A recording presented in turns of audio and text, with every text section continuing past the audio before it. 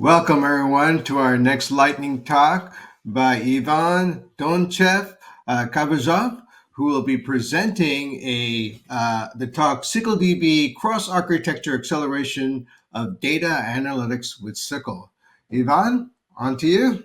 Thank you, Sri. Thank you very much for giving me this opportunity to highlight my work in the previous 1 year. It's not only my work, but let's dive into it. So we are going to talk about SYCLDB, which is a library for cross-architecture acceleration, as you can read the title, for database queries using SQL on literally any type of hardware. So let's not hesitate much. Today we are talking about who we are. The project under which I work, what are the team members, what visions do we have for the near future, what we aim at. Then I will talk about SYCLDB.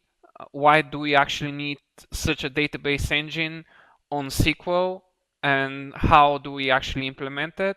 Then a use case that I would like to talk about is implementation on RISC-V. Why is it important? You'll see already on the next slide. Moving into some benchmark of the performance of our engine, or rather framework, sorry to say, and concluding with outlines of the future work. So what we have, let's begin with where we are, what's the baseline of the current state of the art right now. So ultimately our goal is embracing open standards both on software front but also on the hardware front. So what we have on the table on the one side is SQL. We've seen a lot of interest in those two standards, basically SQL and RISC-V, becoming very popular. We have as you might be very well aware of, this programming model for all type of accelerators, be it CPU, GPU. It's, as you're probably aware, just really an extension of C++, parallel extension of C++, cross-architecture, cross-vendor, completely open source. And on the other end, we have this standardized instruction set architecture, to be referred probably later in the slides as ISA, for describing custom accelerators. And one very specific aspect of it, so that it gained its popularity, is the customizable vector extensions, the standard now being RISC-V extensions. And we can see these days it's really becoming an alternative to the proprietary stack of Intel or x64 or ARM. Okay, why is it interesting? You'll see in a bit. And okay, so about my background, I work within the Cyclops project. It's collaboration between 4 industry members, including CUDA, Codeplay, Hyro, Accelom, as well as 4 research institutes and universities, including the University of Heidelberg, CERN, INESC, and the one where I'm based, namely Eurocom, spread across several European countries. And what we aim at together with the Cyclops project is to basically bring the two technologies introduced in the previous slide together. And we are basically putting joint efforts on several topics, including compiler design, acceleration of optimized code generation, etc. And yeah, we really aim at this translation from, you can see on the slide, from non-portable proprietary stack, be it CUDA specific for, like NVIDIA specific using CUDA, or maybe HIP for AMD, or very low level languages for things like Google TPU or some FPGAs, to one general solutions, which is SQL, and in particular also targeting RISC-V. Okay, and why do we actually go for, yeah, you can see the slide now. Okay, so why do we put the things, why do we decide to glue those two standards together within the context of databases? Well, we noticed that the workloads the database require these days are very difficult to be handled by a classical CPU, in a sense that the workloads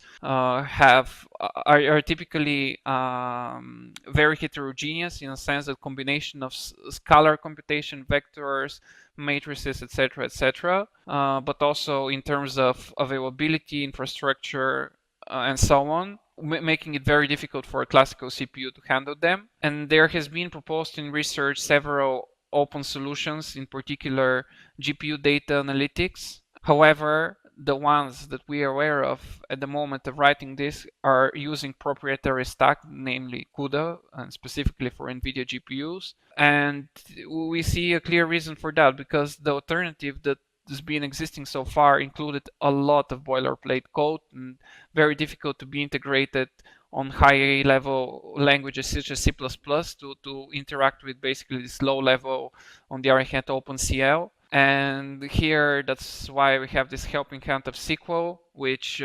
we with exactly the same source code, we run our code across anywhere, and we remove the need of writing very complicated code. What is simple, we would like to keep it simple. Like what's supposed to be simple, we would like to keep it simple, and at the same time run across different platforms. Okay. So let's see where we're aiming at, and how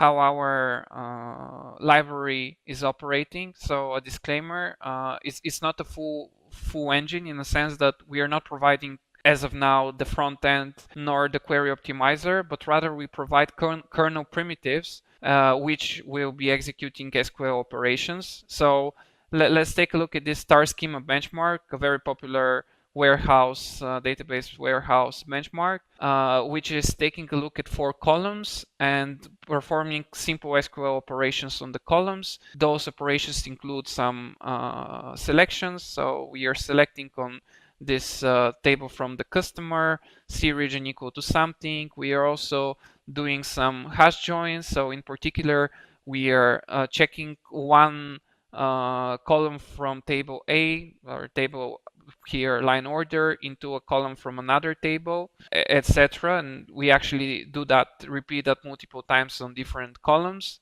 So for our execution, we actually use these kernel primitives. We don't do full materialization. We start with an item and we basically perform, we call one SQL kernel per table in the database, meaning that we'll have a separate kernel taking care of the date table, taking care of the customer table, etc. And these, for example, let's take a look at the customer, is responsible to do a filtering. So basically we call a selection kernel.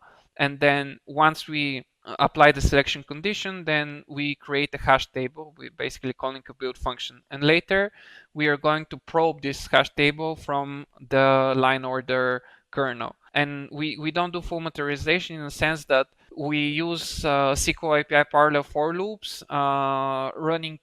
Okay, this is just one detail. I promise is first and last, that we are running across all elements. We are taking a single element, and a single element is doing all operations. Okay, so this is pretty much the story so far we have. And now let's try to scale this. Let's try to run this code on different hardware. It's piece of cake directly to run it with SYCL on NVIDIA GPU, AMD GPU, Intel CPU, Intel GPU we tried. However, industry is changing and RISC-V is gaining more and more popularity. And now we even have full-fledged RISC-V machines. And we want to target both those machines, and we want to also target RISC-V accelerators. And now this comes with an extra requirement that we need a specific RISC-V OpenCL backend that just in time compiles JITs, basically, SPIR-V, specific to the assembly. The way to get that is to have a hook in between, which is the oneAPI construction kit, OCK, which provides this driver. So OCK directly provides us, it relies on the fact that DPCPP can use any OpenCL and directly provides us with the needed driver for us to offload code to RISC-V CPU. And if you want to do that, if you want to do such a thing for a dedicated accelerator, be it an FPGA or a TPU, then additional requirement that we have is basically we need a kernel driver to also perform the low-level interaction, meaning that we would also need transfers and allocations on the target device. And again, we use OCK for that. However, on top of the story that we had before, we need this hardware abstraction layer server communication. So we basically establish a SSH connection. It's also a thing provided from OCK. We establish this server client socket communication to transfer data, and then consequently controlled from the host, we offload kernels to this FPGA or to basically external RISC-V device. And it's really, this slide is really proof of concept showing that this thing can work. Okay, so far so good. And next, let's not talk about proof of concept, but rather show some numbers and some performance numbers.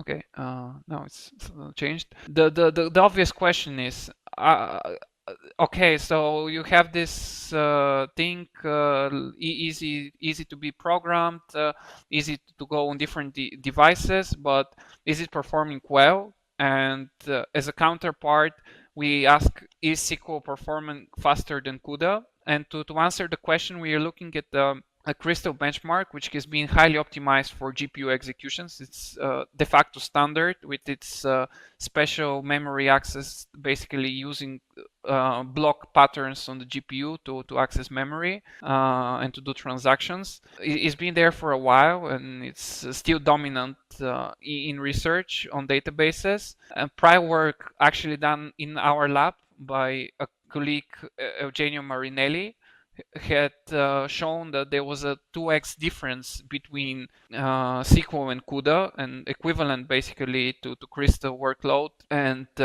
corresponding SYCL. However, in our work, we make several changes. In particular, we adopt the SYCL 2020 reduction API for sums, as well as accessing memory directly. We compare against the Crystal, and here on the plot on the right, the bottommost line, it's actually two lines. You don't really see two lines. It's really two lines.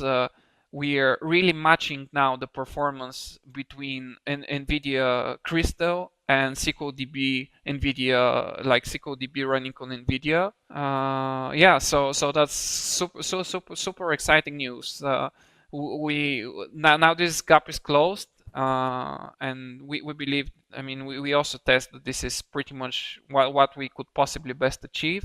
And we did similar scaling plots to check performance on classical Intel CPU. It's a bit comparing apples and oranges here, like saying, okay, Intel CPU is faster than RISC-V, but rather we are pointing at here at showing that each is scaling linearly across different data sizes, performing a hash join kernel. Yeah, I should mention it's a hash join kernel. Okay, so I'm almost done with my talk, and I just want to finish with the future prospects. We would like to test more the vectorization provided from RISC-V, and on the SYCL front, we are looking into a natural SYCL solutions for do the kernel fusion instead of our manual passing through elements, and there are some NVIDIA API specifics that we would like to leverage, and those include corporate groups, distributed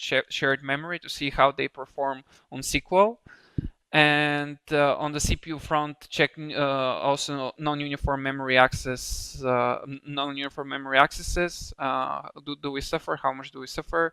The SYCL API provides some hooks. How well do we benefit them? And that's the end of my talk. I pretty much thank a lot to my PhD supervisor for making this possible, Professor Raja Apuswamy, and of course everyone included in the Cyclops consortium, especially for the people mentioned in point 2 and 3. And that's end of my talk.